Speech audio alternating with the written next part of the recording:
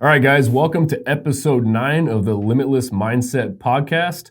It's Saturday and here hanging out with Dylan today. So wanted to drop a quick podcast for you guys because I think that this is something that is pretty important in the way that you are looking at things. And honestly, this is going to involve a little bit of self-reflection in yourself, but also it's going to involve you kind of reflecting on where you're currently at.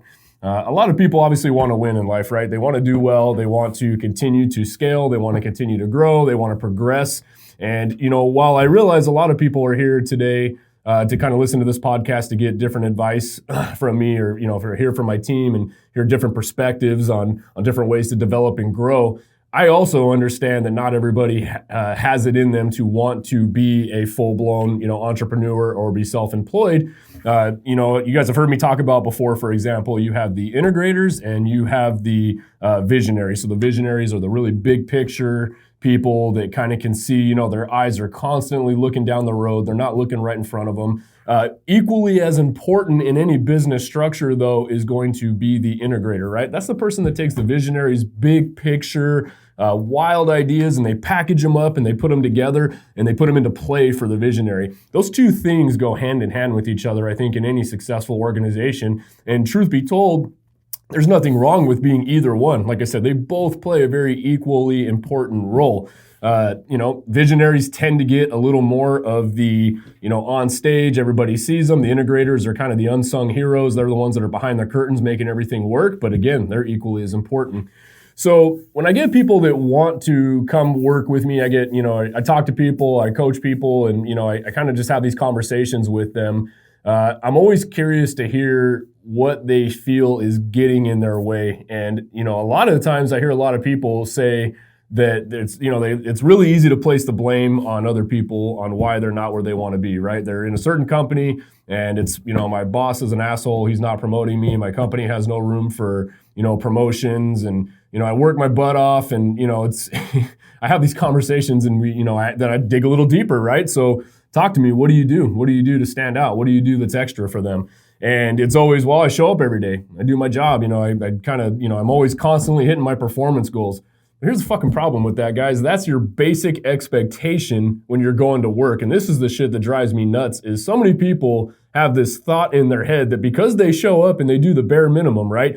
I go to work every day. I show up on time when I'm supposed to be there. I have my daily task, and I did the task and, shit, you better give me a pat on my back and high five and I demand a promotion and I demand a raise. And then the reality is you're doing the shit you're supposed to be friggin' doing anyways. You don't get a reward for doing what you were hired to do in the grand scheme of things. And then what it ultimately leads to is a lot of frustration, right? People start to begin to feel entitled. And I've had this happen many, many times with people that have worked with me. Absolute great, reliable employees, right? They come work with me or even other companies I've worked in. I've even been one of these people, right? Where I've been an employee before I was self-employed, I worked for people. And I showed up and I did my job. And there's a difference between showing up and doing your job. And there's a difference between basically undeniably being the best at your job within a company. And this has been the absolute downfall when I think back to, most people that have worked for me that I've worked with or even other companies I've worked in. I got these people and you guys probably do too. Maybe you're one of these people where you think, man, they are extremely intelligent. They're smart. They're very detailed. They're good at what they do. But they almost have this form of entitlement in them, right? So they're the ones that, they do good, they show up, they're good at what they do, but they expect, right? Like they expect the company or they expect their boss or whatever to promote them, right? Where's my raise at? Where's my this at? And I will tell you as being the company owner now on the other side of the coin that I see that shit coming from a mile away. And those are the people that I tend to, I shy away from in some ways, right? When it comes to new advancements, new opportunities, we have these people that work with us and people that I used to work for when I was an employee on the side of it. And I never went into it with the expectation of I got to get something out of this, right? There was no ulterior motive. I just showed up every fucking day. I had a job and I was always looking to do better at that job, right? I wanted to be the best. To give you guys an idea, one of my first jobs I had, was basically washing airplanes. I told you guys that was my very first job. I got paid fucking $2 an hour. I started working that job when I was 12 years old. School bus would take me home, drop me off at this job basically. And I would get off the bus, walk up, kind of driveway to this work, and I would wash airplanes for I got paid $2 an hour. My total paycheck in salary was like $400 during the summer, working damn near 7 days a week. But guess what, where I made my money at? I made my money because I got paid on tips. And that's where I learned at a very young age the customer service and just treating people right. The more you treat people right, it's not the hourly wage that you're going to make that's going to make you the money or give you the advancement. It's how well you can treat people, how good your customer service is, how well you can solve problems. The better I got at that at a young age, that's where my money was, right? I was making $2 an hour base salary. But on the flip side of that, I might get $5 tip from this gentleman, $5 tip from this gentleman. That adds up. Now I'm getting $20, $30 an hour at 12 years old based off my tips. A lot of you guys see this in the service industry when you guys are servers, waiters, bartenders, right? You don't make shit on the base hour. You make your money on the tips, which you have an unlimited income, the better you are with that. The next job I had worked over in a big warehouse. That job I was doing basically it was order fulfilling is what it was. I'd have to be there at 3:30 in the morning. I didn't get paid that much money. I never had an expectation to be a manager. I didn't go in there and say, I'm going to bust my ass today and they better promote me to management, right? I just wanted to be ultimately the best at what I did. I would freaking go in there and try to set records. I remember one day we had a record in there, it was an order filling for food, and I went in there and did double what anybody else had done in a single day. Ran my friggin' ass off, no expectation. And honestly, I didn't get paid any extra money for that. It was just the competitive side of me wanting to do good. And then I'm going to tie this into the last career transition I had before I went full blown into real estate. I had worked for a doctor's office doing freelance marketing for them, right? So I got paid basically a base salary. It was a small doctor's practice, and they had basically, they're really good at what they did. They weren't good at marketing. So these guys basically had paid me to come in and help them do marketing. They said, we don't know shit basically about social media. We don't know about website building. We don't know about any of that. We're going to pay you, X amount of dollars to stay. And that was that. I didn't go in there and kick ass and, say, hey, you guys better give me a raise. You guys better do this. I just went in there and did my absolute best for them because I didn't want to let them down and just busted my ass for them, right? Got my real estate license a year later with zero intention, by the way, of getting into real estate. I just did it as a side thing to basically go into like investment properties and rentals. They had made an agreement with me. They said, you know what? We're going to let you take a month off from work and we're going to continue to pay you as long as you promise to come back to us and not leave to go to real estate school. I said, deal, no problem at all, right? That's how much they believed in what I was doing and how much they appreciated me. I didn't ask them for a raise. I didn't say, hey, you guys need to give me a month off so I can go to school. And matter of fact, I tried to quit. I said, hey guys, I got to take a month off. I don't feel right. You guys are paying me a salary and I'm going to have to basically shift my focus for a month and a half to go to school and obtain my real estate license. Maybe I can come back and work for you guys after I get it. I have to, take this time off to go to school. They believed in what I was doing so much that, like I said, they allowed me to go to school and they continued to pay me for that process. Year one came around, I did pretty good. I went to them and said, hey guys, it's time to quit. I'm just doing a lot here and I'm almost taken away from what I'm doing with you guys because I have my other business going. I just don't feel right, not being able to dedicate. They appreciated what I was doing. Again, I didn't go to them and said, hey, I need more money or I'm going to quit. They basically said, you know what, we're going to go ahead and give you a raise if you're willing to stay with us because you're doing a great job. We want to keep you. And I said, okay, yeah, no problem. So I stayed. They gave me a raise and I, reconsidered just because it was, I felt wanted, obviously, based on, the results I was bringing them. And obviously, if they wanted to give me a raise when I tried to quit, I wanted to stay. I didn't want to let them down. Came around year two, same thing happened.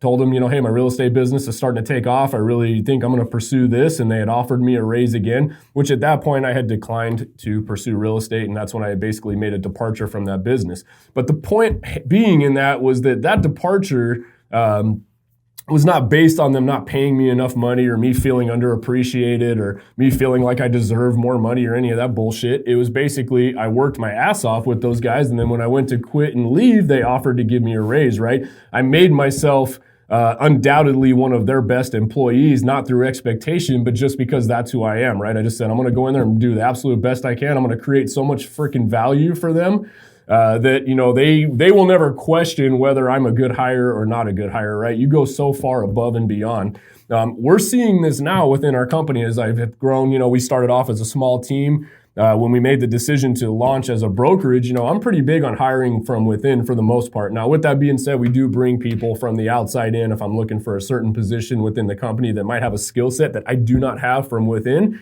However, when it comes time to do training, coaching, or promoting up, or promoting into like a team lead situation, or promoting into like a broker role, associate broker role, I'm always going to look from within my company right away to see if I got the talent right in front of me and if I got somebody that's working their ass off in front of me.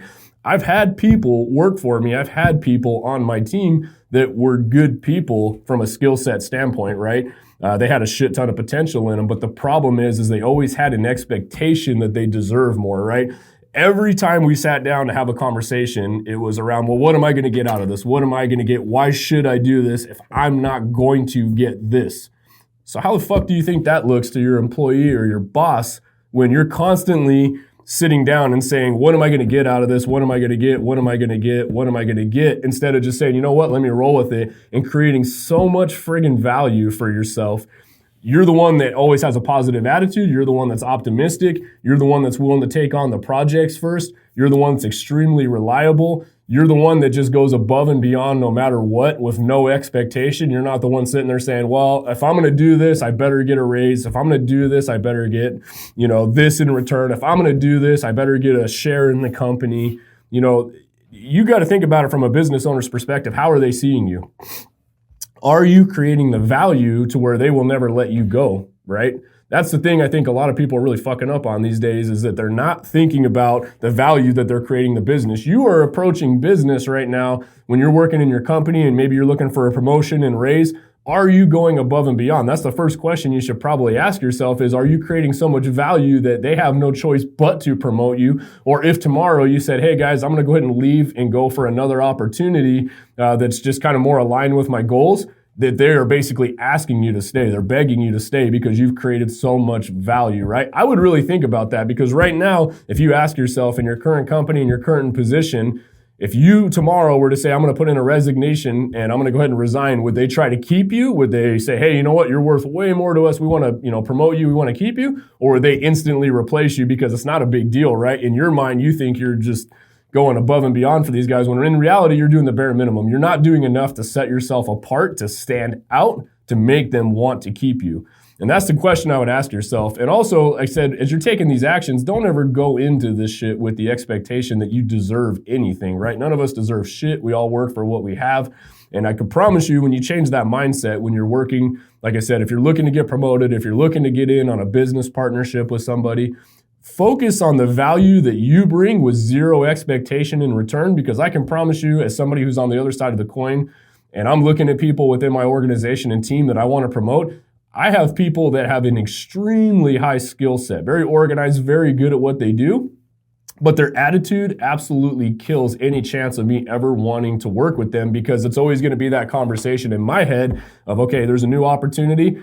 Well, what am I going to get out of it, right? What am I going to get? What am I going to get? What am I going to get? Guess what? You're not going to get shit. I don't want to bring you on into anything I'm bringing on and doing, basically any new venture I'm starting. I don't want to bring you in, because that conversation is always going to be, what am I getting out of return, instead of us just building something together and growing and scaling and letting the opportunities fall into place. From a business owner's perspective, there are no guarantees, right? If you go into business and say, well, I'm not going to do this unless I get this, I'm not going to do this unless I get this, you're going to fucking fail. That's why most people, if you guys look at the people that have the personality types that are high risk takers, there's always that conversation of, yes, there's high risk, I'm going to get something on the other end, but there's always a conversation around, I may not get anything out of the other end as well. There's no guarantee in business and anything that you do or any promotion.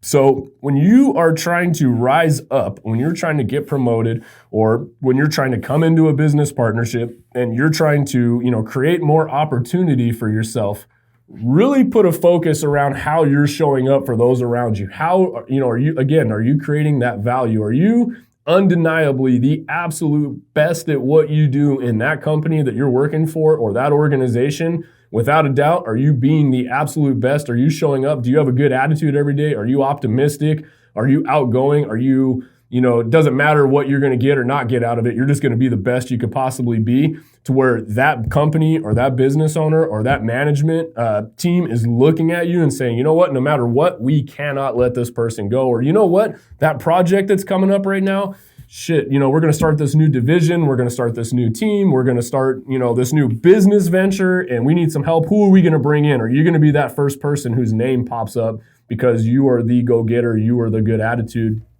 you're the person that's putting in the work, you're the person that's reliable? Or are you going to be that person that pops up and they say, well, that person's really good at what they do, they're highly skilled, however, they're going to want us to pay them too much, they're going to, they're not going to want the risk, they're going to want a guarantee, they're going to, basically want ownership in something that they're not willing to pay into, right? And guess what? You're fucking replaceable. That's the end of the discussion on that. So, try to think about this, guys. This is the one thing I see in business opportunity that kills people left and right, is the expectation that you deserve anything in business. Go in and create the value and earn it, right? That's the best piece of advice I can give you guys.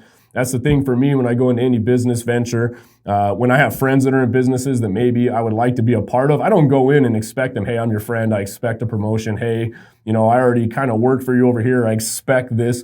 Just be so damn good at what you're doing that they have no choice but to ask you to come be a part of that, right? You create so much value, you have such a good attitude, you're so optimistic, you're outgoing, you're extremely reliable. It would make perfect sense to have you, and it makes zero sense to pass up that opportunity to bring you in. So hopefully this brings a little value for you guys. Like I said, cut the bullshit with the expectations that you guys deserve anything. Go out there and create so much value that they ask you guys to be a part of that, right? That's where you guys are going to see a massive shift. So as always, if this brought you guys any value today, all I ask is that you guys share it. Tag somebody in this. I do this for free. We're not running any ads on this or anything like that. This isn't sponsored by anybody. This is simply my way to give back, to share a little bit of some of the knowledge that I have to help some of you guys out there that are going through a business journey or maybe starting off in your real estate career. So as always, guys, get out there, crush it.